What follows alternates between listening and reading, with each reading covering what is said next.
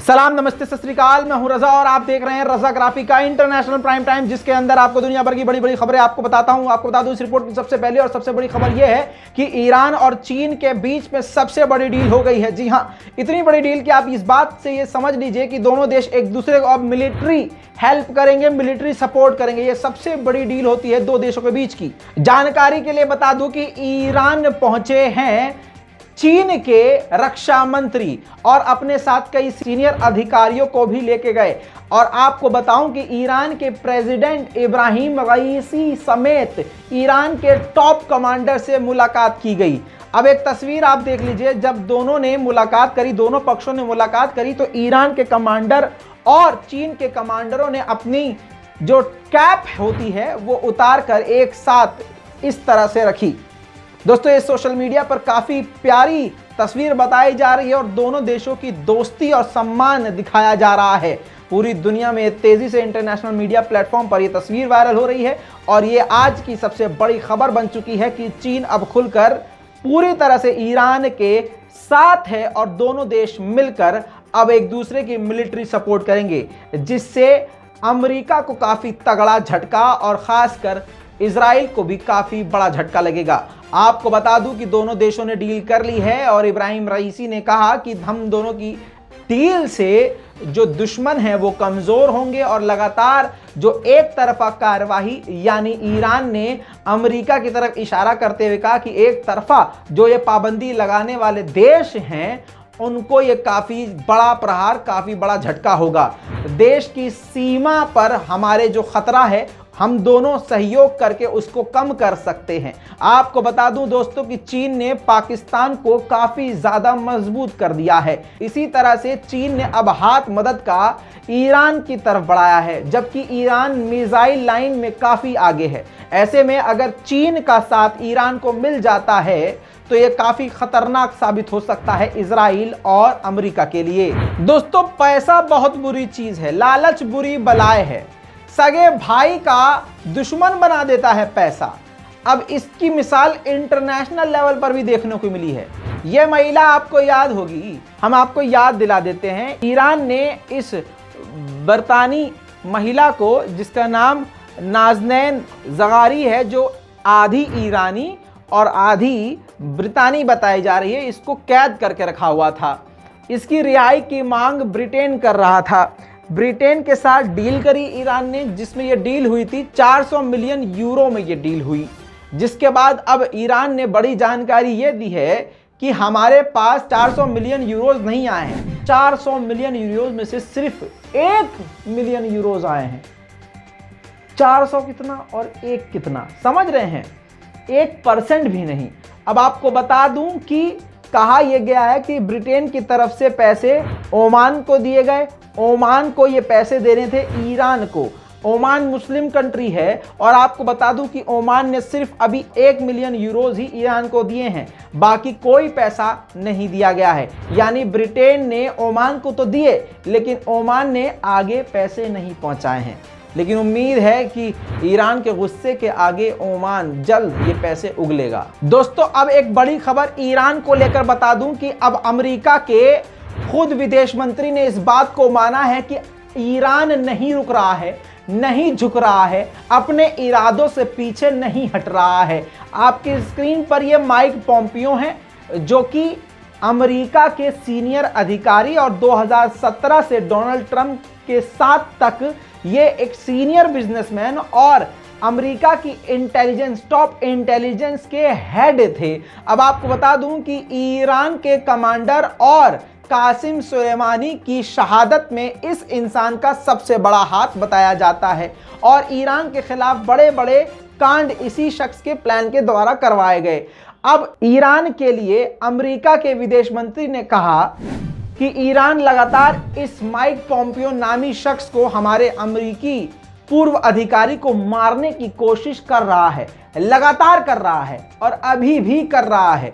और हमारी कोशिश यह है कि हम इनको जिंदा रखें, बचा के रखें। हम किसी भी अमरीकी को इस तरह से मरने नहीं देंगे।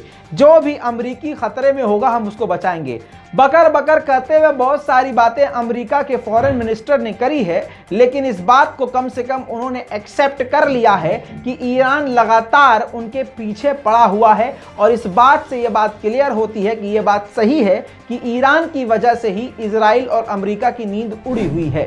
जहां पर दोस्तों रूस के लिए सारे एयर स्पेस तुर्की ने बंद कर दिए हैं, वहीं पर अब बड़ी खबर उल्टा सामने निकल के ये आ रही है कि तुर्की ने ऐलान किया है कि रूस से S-400 की दूसरी खेप भी लेने के लिए तैयार है तुर्की, और बहुत जल्द लेगा। आपको बता दूं कि S-400 लेने की वजह से ही अमेरिका के साथ रिश्ते नाते खराब हो गए थे तुर्की के। अब तुर्की के साथ अमेरिका के रिश्ते ठीक तो हो रहे हैं। अब देखना यह है कि कौन सी शर्त पर और कौन सी ऐसी परिस्थिति आती है कि जिस परिस्थिति में तुर्की इसका इस्तेमाल करते हुए, मौके का फायदा उठाते हुए रूस से advance air defence system second batch लेगा। दोस्तों एक तरफ रूस और यूक्रेन की जंग चल रही है और इस जंग में घी डालने वाला अमेरिका है। ऐसे में दूसरी तरफ आपको बता दूं कि दोनों देशों ने, अमेरिका और रूस ने, कैदियों को एक्सचेंज किया है। आपको बताऊं कि अमेरिकी एक्स मरीन को गिरफ्तार किया था, कैद में रख लिया था रशिया ने। अब दूसरी तरफ से इनका रूस का पायलट, जी हां, रूस का पायलट अमेरिका की कैद में था, जिसको सजा थी 2010 से 2030 में वो छूटता। अब उसी को लेकर दोनों ने एक दूसरे के साथ डील करी, तो रूस के कैदी को छोड़ा गया, उधर से रूस ने अमेरिकी कैदी को छोड़ा। अब आपकी स्क्रीन पर ये जो तस्वीर है ये अमेरिकी है, अमेरिका का एक्स मरीन कमांडर, जिसको रूस के सैनिक रशिया के जहाज से अमेरिका लेकर गए। Кадры мы получаем из аэропорта Внуково. Рид в сопровождении оперативных сотрудников садится в самолет. Я напомню, что Тревор Рид был приговорен к 9 годам лишения свободы за пьяное нападение на полицейских в Москве. दोस्तों चीन का खौफ कहिए या चीन का दबदबा, दोनों ही मान लीजिए, भले ही पाकिस्तान पर बहुत तगड़ा है। अब आप देख लीजिए चीन का भौकाल पाकिस्तान कितना मानता है। पहली बार यह हो रहा है कि पाकिस्तान का प्रधानमंत्री उल्टा चीन के मंत्रियों के पास दौड़ता हुआ गया। याद दिला दूं कि 2 दिन पहले कराची यूनिवर्सिटी पर धमाका हुआ, फिदायीन महिला ने खुद को उड़ाया, जिसमें कई चाइनीज मारे गए। चाइना ने इस पर नाराजगी जताई, बजाय ऑफिशियल स्टेटमेंट देने के, बजाय कोई सीनियर अधिकारी या कमांडर चाइना के सामने जाने के, खुद पाकिस्तान के नए प्रधानमंत्री शहबाज शरीफ पहुंच गए। और कहां पहुंचे? चीन के खुद दूतावास पहुंच गए और उन्होंने कहा कि जिसने भी ये कांड किया है उसको सख्त से सख्त सजा दी जाएगी और हम चीनियों का खास ध्यान रखेंगे। अब शहबाज शरीफ जो भागकर चीन के दूतावास गए, उसकी वजह जान लीजिए। जब ये चीन के नागरिकों का कत्ल हुआ, उन पर आत्मघाती हमला हुआ, तो चीन भड़क गया और चीन ने पाकिस्तान के एनवॉय को, जो खुद चीन में है, उनको बुलाया, उन पर भड़का, काफी ज्यादा नाराजगी जताई और कहा कि जिन्होंने ये कांड किया है उनको भारी सजा आपको देनी होगी। दूसरी तरफ आपको बताऊं, चीन ने एक अच्छी बात यह बोल दी जिस पर फिदा है पाकिस्तान, जिस बात की वजह से चीन और पाकिस्तान की इस दोस्ती बनी हुई है। चीन ने आखिर में यह कहा कि जो भी ये हुआ है, इन सब से पाकिस्तान और चीन की दोस्ती कभी भी टूटेगी नहीं और उस दोस्ती पर असर पड़ेगा नहीं। यूक्रेन की हालत सारी दुनिया देख रही है दोस्तों, और यूक्रेन की ऐसी हालत बनाने वाला कोई और नहीं अमेरिका है। अब दूसरा यूक्रेन ताइवान बनाने जाने वाला है अमेरिका। ताइवान को हिस्सा मानता है चीन अपना, और ताइवान को पूरी तरह से 2017 से भड़का रहा है अमेरिका। सबूत मैं दे रहा हूं, रिपोर्ट ये पहले देख लीजिए, जिसमें एंटोनी ब्लिंकन, अमेरिका के विदेश मंत्री, ने साफ कह दिया है कि वक्त आने पर ताइवान पर जब हमला होगा, हम पूरी तरह से ताइवान की मदद करेंगे, हर तरह से। बल्कि हम 2017 से ही ताइवान को हथियारों से मदद पहुंचा रहे हैं। यह भी बताया कि ताइवान को 2017 से अब तक हमने $25 बिलियन के हथियार दे चुके हैं और आगे भी इसी तरह से मदद देंगे। अब दुनिया को एक बात समझ लेनी चाहिए, जो अमेरिका है उसकी जो रोजी रोटी चलती है, जो सरकार की सबसे बड़ी कमाई है, वो हथियार बेचकर है। हथियारों पर टिकी हुई है अमेरिका की सरकार और पूरा अमेरिका लाशों और खून पर टिका हुआ है। इसीलिए अमेरिका इस तरह के काम करता रहता है। बाहर से इंसान बना हुआ है, अंदर से हैवान है। आपको भी हथियार देगा। अगर मैं और आप लड़ेंगे तो यह आपको भी हथियार बेचेगा और मुझे भी हथियार बेचेगा। आपके साथ ये खुलकर खड़ा होगा और मुझे हथियार अंदर अंदर देगा। अब अगर उसे डर होगा कि मेरा नाम ना खुल जाए तो वो अंदर अंदर के रास्ते जो हथियार देगा वो थर्ड पार्टी के थ्रू देगा। सबसे बड़ा खुलासा आसान जबान में कर दिया है। अमेरिका की इस रणनीति को बच्चे बच्चे को समझ लेना चाहिए। अब आपको बता दूं कि भड़काने का काम भी सबसे ज्यादा अमेरिका करता है। इसका भी लाइव अपडेट देख लीजिए, लाइव जानकारी दूं आपको।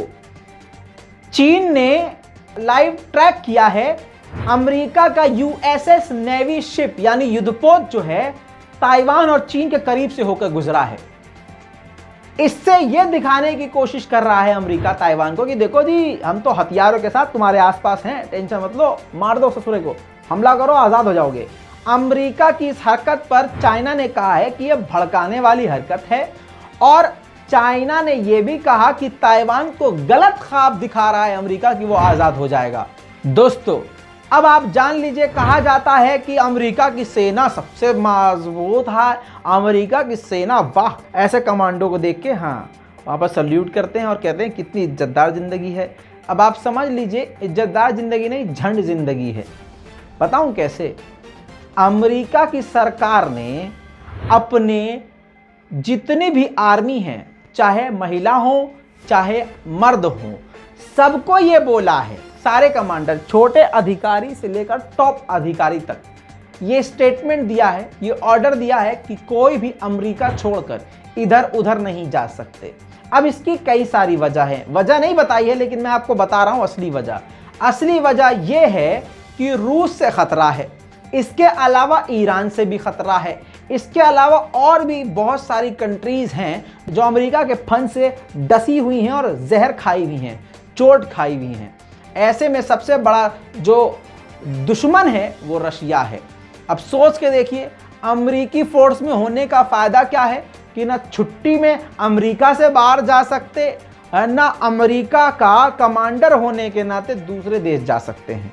कमाल की बात है। दोस्तों, पीकेके के लड़ाकुओं ने सीरिया में रॉकेट हमला किया जिसमें 5 सीरियन आम नागरिक मारे गए। ये पीकेके वही हैं जिनको निशाना तुर्की बनाता रहता है। फिलहाल हाल में कुछ वक्त पहले, 7 से 8 दिन पहले, बड़े ऑपरेशन करके तुर्की ने इराक के अंदर पीकेके के लड़ाकुओं को मारा था। अब इसी पीकेके के लड़ाकुओं ने सीरिया में बड़ा हमला किया जिसमें 5 सीरियन मारे गए। हमले का वीडियो।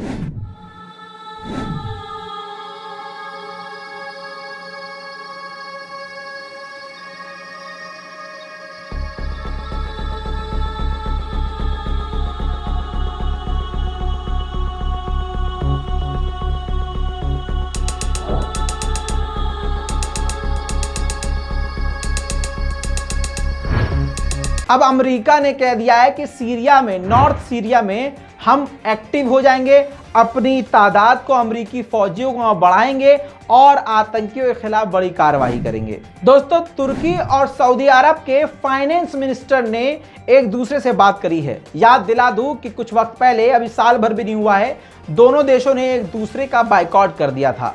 बिजनेस से लेकर हर चीज का बायकॉट कर दिया था। अब दोनों देशों के फाइनेंस मिनिस्टर का बात करना और कुछ दिन में रजब तैयब एर्दोगान का सऊदी अरब पहुंचना इस बात की दलील है कि दोनों देश काफी करीब आ रहे हैं। अब जो भैया ग्रीस जो है बहुत ज्यादा तुर्की पर भड़क गया है और उसकी वजह बिल्कुल जायज है बेचारा। उसने ये कहा है क्योंकि तुर्की का जो फाइटर जेट है दंदनाते हुए ग्रीस के एयर स्पेस में घुस गया। हालांकि कोई कार्रवाई नहीं करी, वापस प्यार से आ गया, लेकिन ग्रीस ने कहा कि ये इंटरनेशनल लॉ का उल्लंघन है, इससे हमारे रिश्ते और खराब होंगे और हमारी जो सरहदें हैं वो असुरक्षित होंगी। दोस्तों, कतर न जाने कौन से मुल्क से जंग की तैयारी कर रहा है। 2010 से अब तक उसने अपनी मिलिट्री पावर 400% बढ़ा ली है, 400% से भी ज्यादा। अब आपको बता दूं, जिसमें फाइटर जेट हैं, एयर डिफेंस सिस्टम है, करोड़ों हथियार हैं। इससे लग रहा है कि कतर काफी कुछ बड़े की तैयारी कर रहा है। दोस्तों, ये थी इंटरनेशनल रिपोर्ट। इस पूरी रिपोर्ट पर आपकी क्या राय है और आपको कौन सी रिपोर्ट सबसे अच्छी लगी, नीचे कमेंट जरूर कीजिएगा। रिपोर्ट को शेयर कीजिए, चैनल को सब्सक्राइब कीजिए। मैं हूं रजा और आप देख रहे हैं रजाग्राफी। जय हिंद।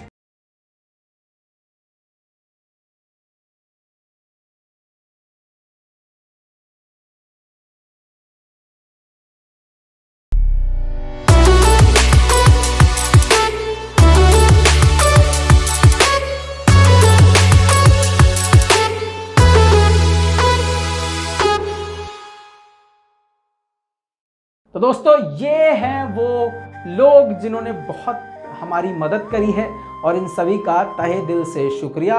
और आपसे उम्मीद है कि इसी तरह से आप अपनी दुआओं में और अपने साथ में हमें याद रखेंगे।